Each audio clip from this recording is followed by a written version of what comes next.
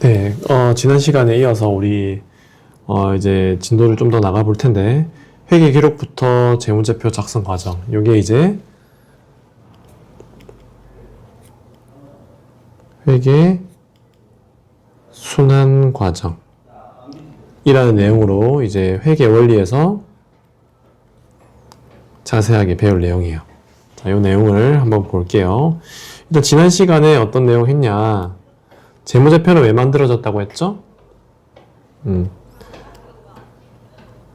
투자자들의 수요를 반영해서 합리적인 의사결정을 할 수 있도록 공통 규칙, 이게 바로 회계 원칙이었고, 회계 원칙은 갭, IFRS 이런 것들이 있었고, 이런 것들을 통해서 국가 간의 비교, 기업 간의 비교 이런 것들을 하기 위해서 재무제표가 만들어졌다고 했죠. 자, 그리고 재무제표는 5가지 있었고 각각의 구성은 어떻게 되고 활용은 어떻게 되는지 우리가 공부해 봤습니다. 회계 기준 및 공시제도는 우리가 따로 얘기하지 않았기 때문에 이건 넘어갈게요. 자, 오늘 이제 배울 내용의 핵심적인 내용은 이제 회계 장부에 이제 작성하는 내용 이제 배울 텐데 어떤 부분을 기입할 것이냐, 기록하는 대상은 무엇이냐, 그리고 이 회계 정보를 산출해서 재무제표에 어떻게 작성되는 과정이 있는지를 우리가 하나씩 살펴보도록 하겠습니다. 자, 일단 먼저 회계 기록 대상. 그러니까 장부에 장부에 자산, 부채 이런 항목들을 적게 될 텐데 거래가 있으면 모든 거래를 이 장부에 적는 건 아니에요. 그래서 일정 기준을 만족한 거래만 장부에 기입하게 되는데 어떤 게 있느냐? 자, 여기 교재에 보면 사례들이 쭉 나와 있는데 1번부터 6번까지 한번 살펴볼게요. 자, 7월 1일 S마트. 자, 우리가 대상으로 하는 기업은 마트입니다. 마트가 사업을 시작하기 위해 신상품 C는 자기 돈 4천만 원과 마트에 투자했다. 4천만 원을 투자했다. 자기 돈 4천만 원 투자했고요. 2일에는 사업을 시작하기 위해서 은행에서 6천만 원을 차입했다. 이렇게 됐죠. 자, 그러면 일단 자기 돈과 남의 돈. 자, 자기 돈은 뭐였죠? 자본이었죠. 자, 남의 돈은 부채겠죠. 그죠? 자, 7월 3일에 가계 임차 보증금으로 2천만 원을 지불했다. 자, 임차 보증금이라는 건 말 그대로 가계를 빌려서 사용하는 거죠. 자, 그러면 이 2천만 원은 지불했다니까 현금으로 지불했겠죠. 그죠? 그럼 현금이 2천만 원이 감소했겠네. 그지? S마트는 도매 상인 W 상회에 3천만 원치를 보내달라고 주문을 했다. 자, 주문을 한 거는 어떻게 될까? 이거는 매출로 인식해야 될까요? 아닐까요? 자, 이건 한번 살펴보고 5일 S마트는 W 상회에 주문한 상품을 받고 3천만 원을 지급했다. 자, 7월 4일 날 주문을 넣었고요. 7월 5일 날 주문한 상품을 받고 3천만 원을 지급했어요. 그러면 상품을 받았고 3천만 원을 지급했죠. 그죠? 그럼 상품은 우리가 자산으로 인식을 할 테고요. 3천만 원을 지급했으니까 현금이 나갔겠죠. 그죠? 자, 7월 6일 저녁 시간에 일할 아르바이트생 1명을 채용했다. 자, 채용한 거는 우리 재무제표에 어디에 기입될까? 이런 것들을 한번 생각해 봅시다. 자, 일단 회계 기록의 대상이 되는 거는요. 재무 상태에 영향을 주는 거래나 사건. 두 번째, 화폐 금액으로 측정할 수 있어야 된다. 자, 이거 다시 쉽게 말하면 기업의 자산, 부채, 자본. 자, 이 세 개 항목 뭐였어요? 재무 상태표죠. 재무 상태표를 변화를 시키는 거래이어야 하고요. 그 다음에 화폐 금액. 결국에는 화폐 금액으로 측정이 가능한 거래만 우리가 회계 거래라고 보고 장부에 기입한다는 소리입니다. 알겠죠? 자, 그러면 다시 한번 돌아가서 보면 첫 번째는 자기 돈 4천만 원을 투자했으니까 자본이 어떻게 된 거예요? 증가했죠. 자, 그럼 이건 재무상태표에 영향을 미치죠. 그럼 거래가 맞네. 7월 2일 은행에서 6천만 원을 차입했다. 돈을 빌렸죠? 그럼 이거는 부채가 어떻게 된 거예요? 증가했죠. 그러면 재무상태표에 영향을 미치겠네. 자, 가게 임차 보증금으로 2천만 원을 지불했다. 자, 그러면 현금이 어떻게 됐어요? 감소했죠. 자, 현금은 자산의 한 종류이기 때문에 재무상태표에 영향을 미쳤죠.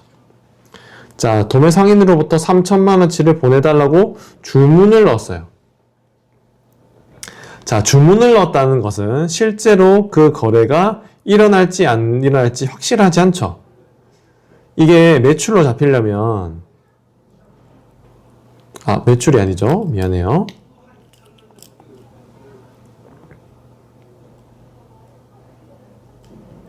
여기 앞에도 제가 매출이라고 했는데 매출이 아니라 상품을 구입한 거죠. 그죠?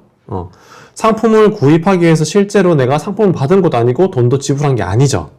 그렇기 때문에 이것은 아직 거래가 성사되지 않은 거예요. 주문만 넣은 거. 자, 주문과 비슷한 항목. 어떤 게 있냐? 계약한 거. 내가 뭘 사겠다고 계약을 했어요. 그러면 그 계약은 현금을 주고받은 것도 아니고 내가 실제로 뭘 받은 것도 아니죠. 계약만 한 거니까. 그렇기 때문에 이러한 것은 회계 거래로 인식하지 않습니다. 자, 그리고 7월 5일자 이건 X입니다. 회계 거래가 아니에요. S마트는 상해에서 주문한 상품을 받고 3천만 원을 지급했다. 자, 이제서야 상품을 받고 3천만 원을 지급했죠. 상품을 받은 거는 뭐예요? 자산의 증가. 3천만 원을 지급한 거는 자산의 감소. 현금이 감소했으니까, 그지? 자, 저녁 시간에 일할 알버트 파이트생을 한 명 채용했다. 자, 한 명을 채용해서 아직 돈을 줬나요, 안 줬나요? 돈을 안 줬죠. 그죠? 아직 일도 안 했죠. 그렇기 때문에 어떠한 변화도 일으키지 않습니다. 재무상태표에. 자, 그래서 4번과 6번은 회계 거래가 아니다 라는 것을 우리가 확인할 수 있습니다. 자, 그래서 여기 제가 말씀드렸던 것처럼 그 내용을 정리가 해뒀어요. 자, 이 회계 거래에 대한 자세한 내용은 우리 나중에 또 분개하면서 볼 테니까 넘어갈게요. 자, 그러면 이 회계 거래랑 우리가 일반적으로 알고 있는 거래와는 어떤 차이가 있냐? 자, 회계 기록의 대상은 회계 거래만 해당이 된다. 자, 회계 거래라는 것은 다시 한번 말하면 어떤 활동이나 사건이 기업의 재무 상태의 변동, 말 그대로 자산, 부채, 자본 요 항목을 변동시켜야 되는 거예요. 그리고 화폐 금액으로 측정할 수 있어야 된다 라는 겁니다. 자, 그래서 우리가 나머지 것들은 다 회계 거래가 되는데 안 되는 것만 조금 주의해서 볼게요. 계약의 체결, 주문의 접수, 신규 채용 이런 것들은 회계 거래가 아니다 라는 거 좀 기억을 해 두시면 되겠습니다.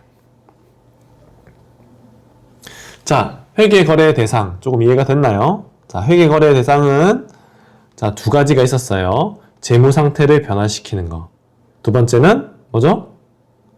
화폐 금액으로 측정이 가능한가. 이 두 가지였어요. 해당이 안 되는 거. 계약. 그리고 주문. 그리고 신규 채용 이런 것들이 회계 거래가 안 된다, 아닌 거다라는 거 이야기했습니다. 자, 그러면 이제 구체적으로 두 번째 단계 회계 기록은 어떻게 할 거냐? 회계 기록은 자, 회계 기록이라는 걸 하기 전에 우리가 알아야 될 개념이 있는데 먼저 계정이에요, 계정. 어카운트라고 하는데 이 계정이라는 건 뭐냐면 우리가 장부에 기입하려면 어떤 최소 그 단위가 있어야 되겠죠? 그죠? 어느 선까지 구체적으로 적을지를 결정해야 되잖아요. 자, 그랬을 때 우리가 자산, 남에게 갚아야 될 채무, 출자자의 목 이런 것들을 기록하기 위해 우리가 항목별로 구분한 단위를 계정이라고 합니다. 자, 그래서 여기 보시면 현금 계정 이렇게 있죠. 자, 그러면 이 현금 계정이라는 거는 현금 계정의 증가와 감소를 이렇게 적어주는 이런 표를 말해요. 자, 그러면 이 현금 계정 말고도 또 뭐 있겠죠? 뭐 건물 계정, 그죠? 또 부채, 부채는 돈을 빌린 거라 치면 차입금 계정, 뭐 이런 것들이 있겠죠. 그죠? 그래서 우리가 장부에 적을 때 우리가 관리하는 최소의 단위를 우리 계정이라고 생각하시면 되겠습니다. 자, 그리고 이 현금 계정에 대한 표를 우리가 T자형 계정으로도 표현을 하는데 요거는 뭐냐면 이 현금 계정을 왼쪽, 오른쪽 왼쪽에 적으면 증가, 오른쪽에 적으면 감소로 표현을 해서 왼쪽에 적으면 증가라고 했죠? 그러면 4천만 원 더하기 6천만 원 하면 총 1억 원이 증가하고 그리고 감소도 하겠죠? 자, 감소한 거 오른쪽에 적어서 5천만 원 이렇게 구분해서 적어주는 거예요. 그래서 이 T 계정으로 이렇게 표현해서 현금 적고 여기에는 증가되는 거, 여기에는 감소되는 거 이런 거를 적는 거예요.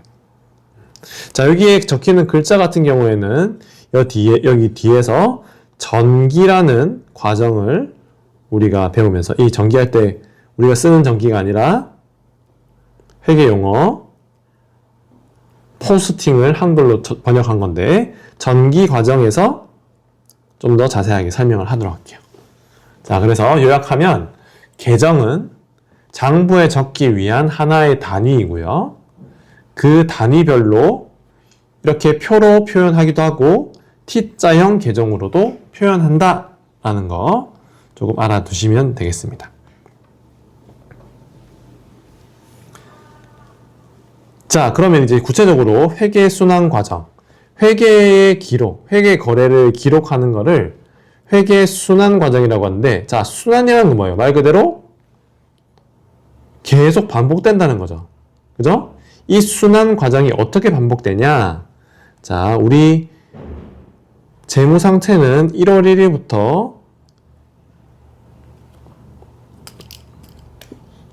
재무 상태는 1월 1일부터 12월 31일까지 변화를 보는 게 아니라고 했죠? 자, 재무상태표는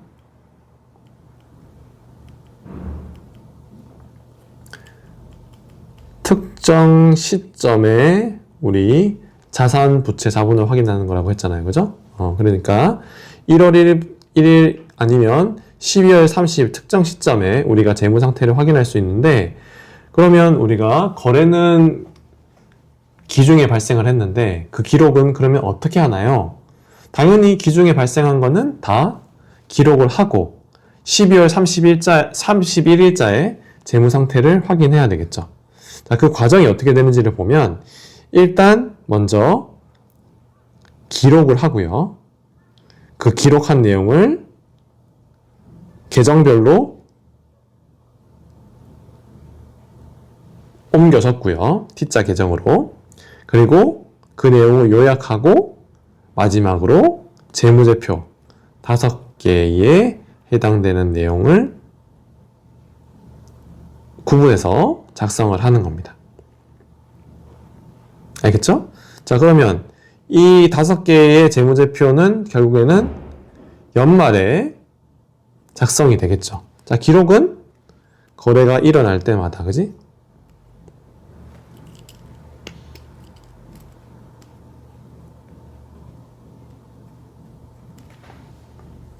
자, 그래서 거래가 발생할 때마다 기록을 해두었다가 연말이 될 때 이 최종적으로 재무제표를 작성해 나가는 과정이 X1년, X2년 쭉쭉쭉쭉 계속 반복이 되는 거예요. 그죠? 물론 이 기록되는 내용은 다르겠죠. 그런데 이 패턴은 계속 동일하다는 뜻입니다. 알겠죠? 자, 그래서 회계순환 과정을 우리가 한번 간단하게 볼 텐데, 자, 첫 번째 과정 분계입니다. 자, 분계는 뭐냐면 회계 거래가 발생했을 때 발생 순서대로 회계 거래를 말 그대로 기록하는 거예요. 어디에? 장부에. 장부에 기록하는 건데, 자, 장부에 기록할 때 우리 규칙이 있어요. 자, 규칙이 있는데, 자, 어떤 규칙이 있냐?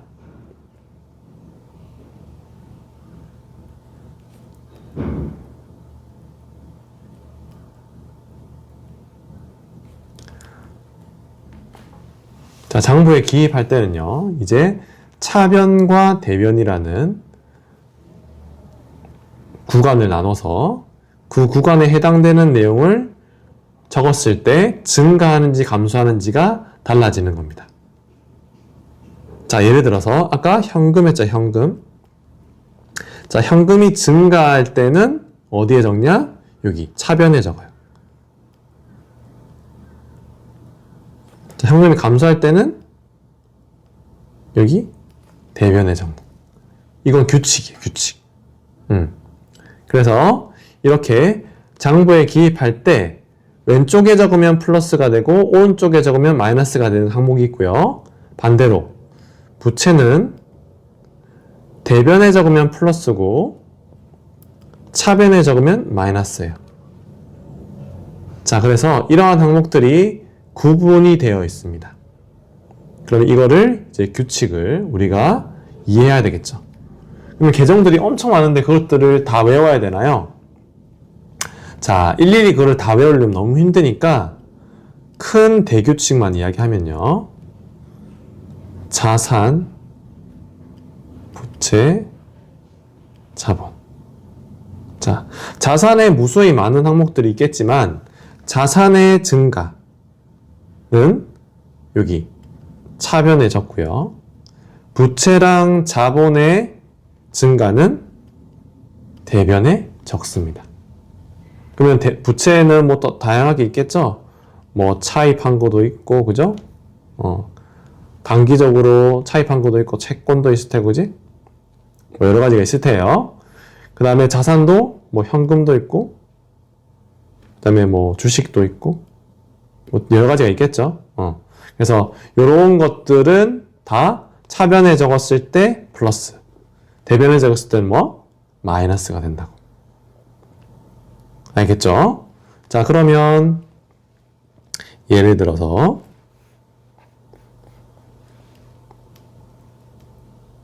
자동차를 1,000만 원 주고 현금으로 구매했어요. 자, 그러면 요걸 한번 분개를 한다고 쳐볼게요. 자, 일단 자동차를 내가 구매를 했죠. 그럼 자동차는 자산이거든요. 자, 자산의 증가는 어디 적는다고? 차변.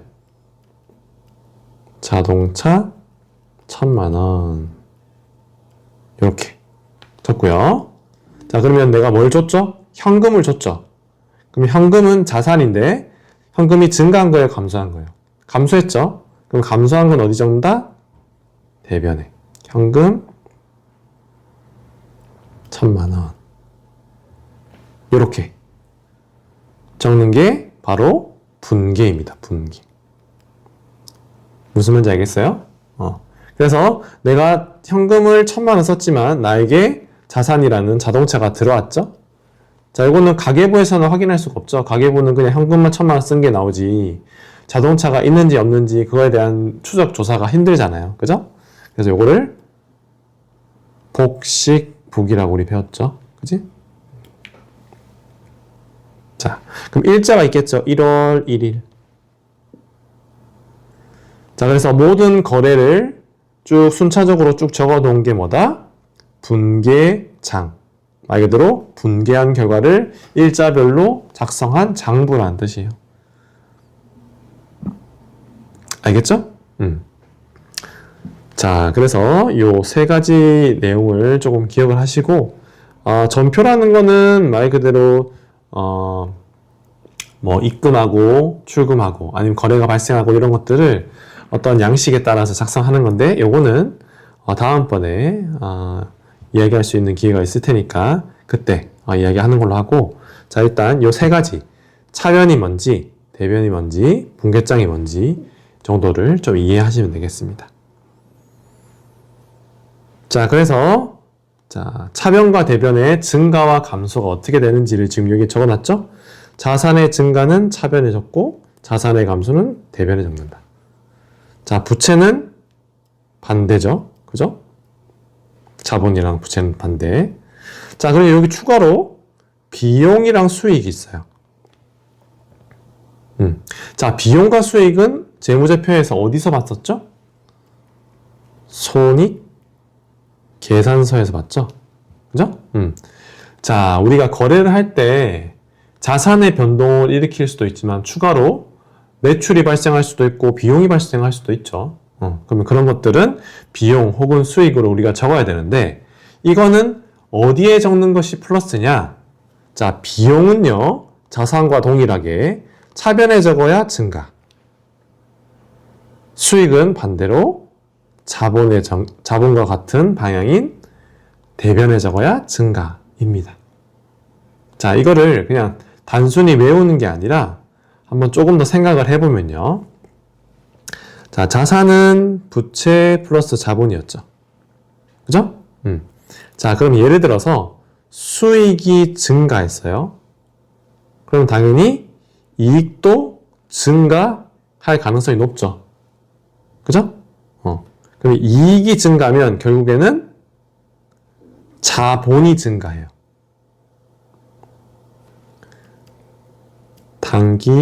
당기순이익이 이익잉여금이 되고 이 이익잉여금은 자본에 누적된다고 제가 말씀을 드렸죠. 자, 그렇기 때문에 이 이익은 결국에는 수익에서 오는 거기 때문에 수익과 자본은 같은 방향으로 변화하겠죠. 자, 그래서 수익의 증가는 자본의 증가와 같은 방향에 있어야 되고요. 반대로 비용이 증가하면 당연히 이익은 감소할 테고 자본도 감소하겠죠. 자, 그러니까 비용이 증가하는 것은 자본의 변화와 반대여야 되니까 비용의 증가는 차변에 적는 겁니다. 자, 그래서 요약하면 증가하는 항목만 적어보면요. 자산, 비용, 부채, 자본, 수익 이렇게 되는 겁니다. 자, 그래서 이게 가장 기본적인 우리 회계장부를 적는 규칙, 분계에 대한 규칙이기 때문에 요거는 기억을 꼭 해두시기 바랍니다. 자, 여기에 세부적인 항목들이 어떤 게 있는지는 우리가 하나씩 예제를 보면서 이제 익혀나가는 거예요. 지금 한 번에 다 할 수는 없고, 그래서 차변, 대변 이렇게 내용을 살펴봤습니다.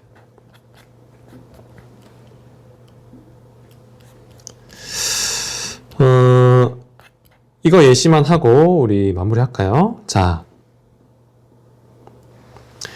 7번부터 10번까지의 내용을 한번 분개를 해보도록 할게요. 자, 냉장고 800만원과 에어컨 700만원을 구입하고 현금으로 지급했다 돼 있어요. 자, 일단 냉장고랑 에어컨을 샀죠? 그러면 자산의 증가가 되겠죠. 그죠? 그럼 어디에 적는다? 차변에. 그러면 냉장고 800만 원, 에어컨 700만 원 이렇게 되겠죠. 자, 현금은 지급했으니까 감소죠. 그러니까 대변에 적겠죠. 현금 얼마? 800만 원 더하기 700만 원이니까 1,500만 원. 됐죠? 자, 우리 처음 이제 회계를 공부하는 친구들은 현금 지금 플러스인데요? 이렇게 할 수 있는데 대변에 현금이 적혀 있으면 마이너스라는 뜻입니다. 알겠죠? 자, 그래서 회계 정보에 적을 때는 이 마이너스라는 거를 적지 않아요. 알겠죠? 자, 두 번째, 상품 500만 원을 고객에게부터 750만 원에 팔고 현금을 받았다. 자, 이건 뭐예요? 상품 500만 원을 750만 원에 팔고 현금을 받았다. 자, 일단 현금을 받았죠. 현금 얼마치를? 750만 원. 그죠? 자, 팔았으니까 이거는 매출 750만 원. 자, 매출은 뭐예요? 수익이죠? 수익의 증가는 대변이라고 했잖아. 자산의 증가는 차변. 자, 그래서 이렇게 7월 8일 거래가 이렇게 되는 겁니다. 됐죠? 자, 상품 500만 원에 대한 개념은 다음에 이야기를 하는 걸로 하고, 자, 7월 9일자 상품 1천만 원을 외상으로 구매했다. 자, 그러면 상품을 구매했죠. 그러면 상품이 증가하겠죠. 자, 자산의 증가니까 상품 1천만 원. 자, 외상으로 구매했으니까 현금을 준 게 아니죠? 외상,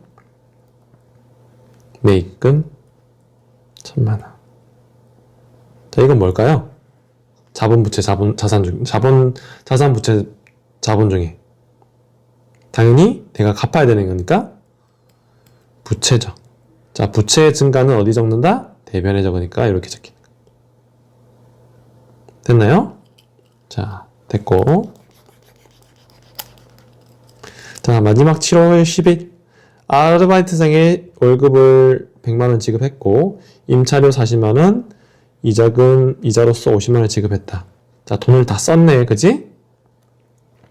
총 현금을 얼마나 썼어요? 100만 원, 40만 원, 190만 원을 썼네, 그지? 자, 왜 대변에 적은 거예요? 현금은 자산이니까 대변에 적어야지 마이너스인 거잖아요, 그죠? 자, 그 대신에 이 나머지 항목들, 월급은 급여고요, 임차료, 그 다음에 이자. 자, 이런 것들은 다 비용입니다, 비용. 자, 그래서 비용 190만 원. 자, 비용의 증가는 어디에 플러스 된다고 했죠? 차변에 적어야지 플러스가 된다고 했죠. 그죠?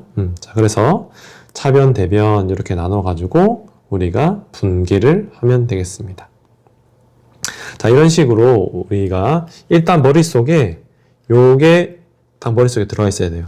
아, 자산 비용은 차변에, 부채 자본 수익은 대변에 적어야지 플러스가 되는구나 를 머릿속에 넣어두시고, 그 다음에 각각의 항목들이 어디에 해당되는지를 많이 연습해 보시면서 우리가 분기를 하실 수 있게 되는 겁니다.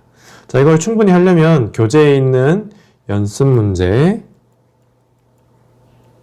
예제는 반드시 다 풀어보셔야 됩니다. 자, 처음에는 이게 연습이 잘 안 되면 헷갈릴 수 있기 때문에 많은 문제를 많이 풀어볼수록 이 분기에 대한 대비가 되겠죠. 자, 그래서 다음 시간에 또 추가적인 연습 문제 풀면서 넘어가겠습니다. 자, 수고하셨습니다.